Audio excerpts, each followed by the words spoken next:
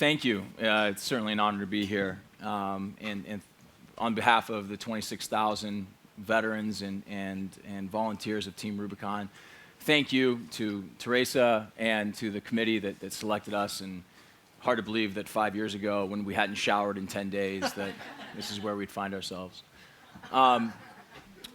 This actually is not what excites us here on your screen. This is a picture from Port-au-Prince, Haiti, about 5.5 years ago after that immense earthquake hit that island nation. I remember sitting there, like many of the people in this room, and watching the devastation unfold on the 24-hour news cycle for that first day after this event happened. And I remember sitting there and watching images like this come across the screen and thinking to myself how tragic it was that situation was unfolding. And I knew that there was going to be an immense amount of need. I knew that there was going to be chaos. I knew that there was going to be uncertainty. And I knew that there were literally hundreds of thousands, if not millions of people that were desperate and who needed help. I also knew that after I clicked to the next page, I also knew that reflecting on the last 4 years of my life that I'd been in situations just like that. This is a photo of me and my sniper team in Afghanistan in 2008.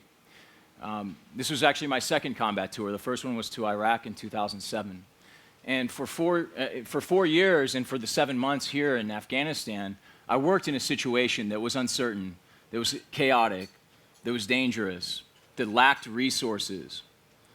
What I knew was that the skills and experiences that I and the veterans like myself had learned in situations like this could help the people of Port-au-Prince.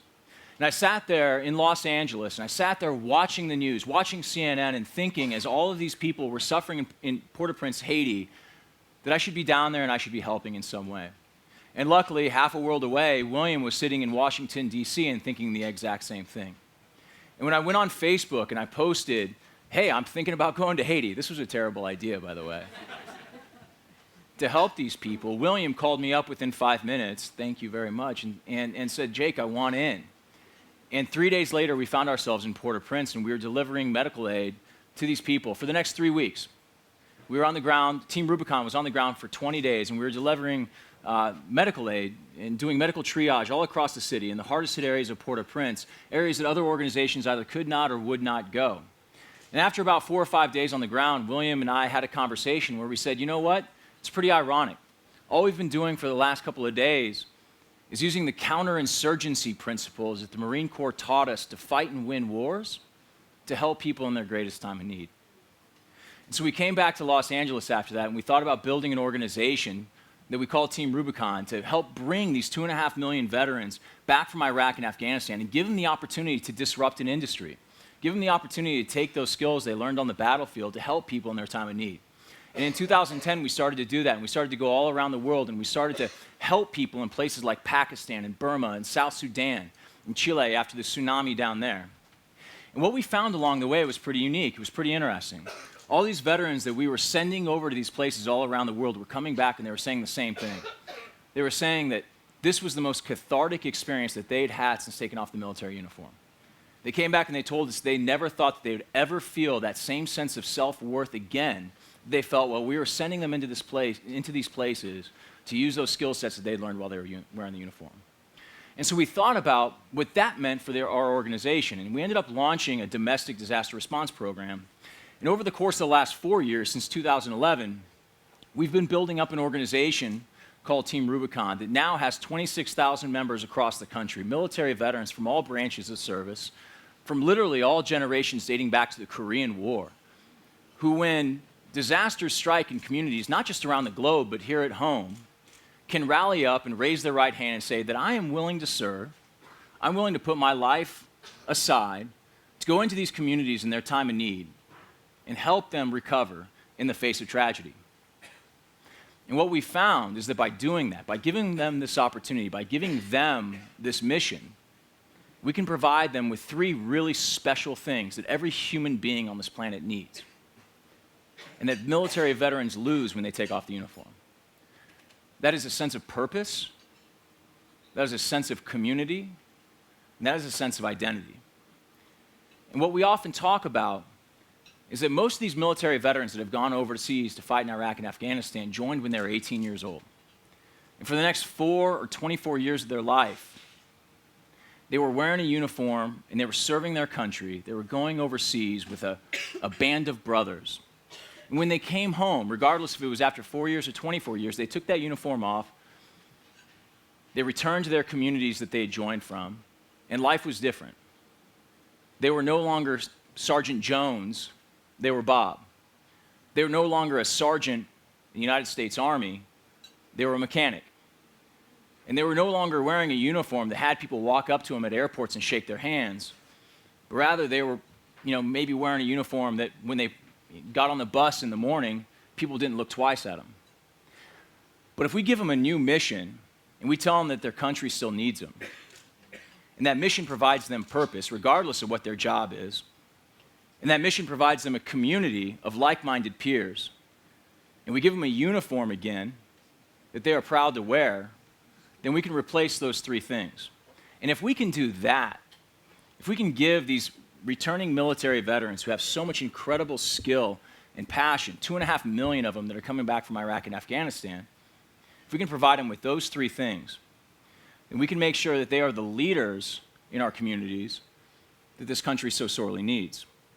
If we can make sure that the problems that we're all talking about and trying to work on in this room have the leadership that's necessary to take it to the next level. And that's really what excites us. And I think what's particularly exciting is what William's going to talk about here, which is how this might impact not just the veterans of the United States, but veterans around the globe. Thank you. Thanks, Jake.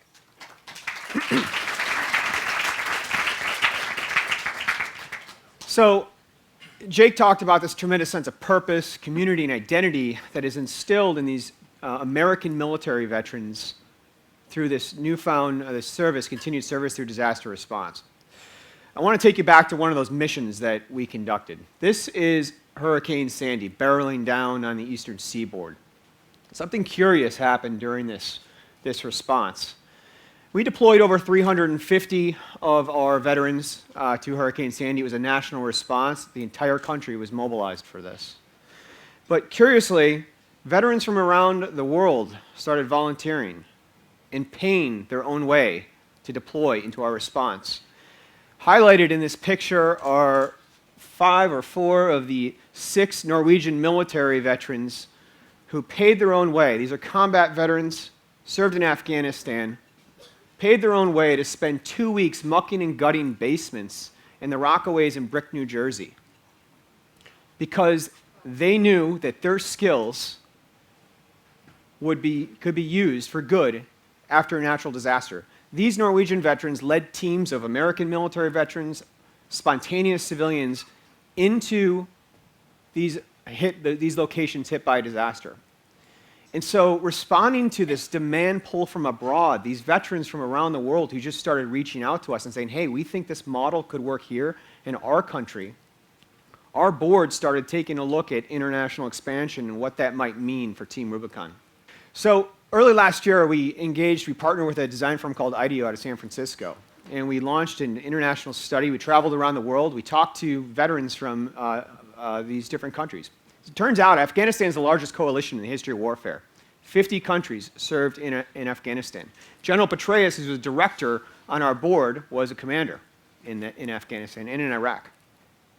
So we traveled around these countries. We talked to veterans. We talked to the emergency operations commands. We talked to the veteran service organizations in these countries.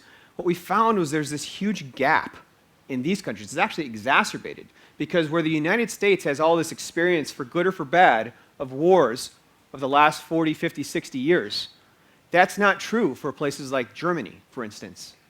In Germany, it's the first time they've deployed their veterans outside of Germany since World War II. So when it comes to reintegrating their veterans, they don't have those lessons learned to fall back on. So they're looking to the United States for leadership in that reintegration. So listening to this, our board decided that we were going to establish a new organization called Team Rubicon Global. And that organization was going to build new Team Rubicons overseas, replicating this model in the coalition of countries that we served with in Iraq and Afghanistan. and we've attracted an unbelievable board, including General Petraeus, as I mentioned, Karl Theodor zu Guttenberg, the former German Minister of Defense and former German Minister of Economics and Technology, General Sir Nick Parker, who commanded the British Army, Dr. Charles Kalmbach, who's the chairman, is the former CEO of DBM. Today, we're seeing this model play out in Nepal. So what you're looking at on the right here is a Nepalese Gurkha who served in the British Army. Team Rubicon in the United Kingdom is the first new Team Rubicon that we're launching this year. Our first mission wasn't planned until July in the Philippines. But when Nepal was struck by an earthquake, Team Rubicon UK decided that it needed to go spur itself into action right now. And so what you see is a British military veteran who served in the Gurkha regiment coordinating with the Nepalese military Team Rubicon's response. And today, Team Rubicon has 50 individuals on the ground in Nepal. We deployed 2 days after the earthquake to conduct medical triage, disaster assessment, and as of 2 days ago, we were doing search and rescue because of the 7.4 magnitude earthquake. And it's being coordinated by these British Gurkhas who deployed alongside of us, and they're helping the American military veteran and the people from their own country. And here's just a couple pictures of Team Rubicon in Nepal. Here's the team conducting a field triage clinic in Nepal. Here's the team cleaning up doing a demo on a school that was built, that was destroyed during the first earthquake. But what this creates is the first international military veteran service organization, and one centered around continued service through disaster response. What you can begin to see as we build this out in those red dots, this is our 5-year vision of having 12 Team Rubicons around the world. What you can begin to see is the world developing into spheres of influence.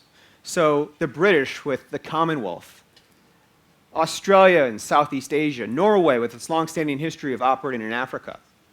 These countries have specialties, and these veterans, we all have the same sort of training. We just fought under a different flag, wearing a different uniform. But we're basically the same. What excites the directors the most, though, is there's a cultural diplomacy angle. There's some geopolitical consequences. Imagine one day having a Team Rubicon India and a Team Rubicon Pakistan, taking military veterans from these two countries who don't like each other, previously warring countries, and deploying them together into a natural disaster, say in Africa, to something that they both can agree upon, helping people that have just been affected by disaster. The consequences of that are enormous. This is Team Rubicon, now Team Rubicon Global, and we're honored here to be recognized. Thank you very much.